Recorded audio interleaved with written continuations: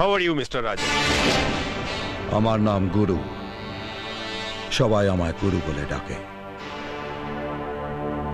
হ্যাঁ, আমি জানি তোমার নাম গুরু। তুমি তো আমাদের শ্যামের ভাইপো। তো নাও, বলো কি বলতে চাও। অবশ্য অবশ্য তুমি যদি কোনো সাহায্য আমার কাছে চাও, তুমি বলো, আমি তোমাকে সাহায্য করতে এই, পারি। এই! আমি তোর কাছ থেকে কোনো সাহায্য চাইতে আসিনি। এটা তোর আর আমার মধ্যে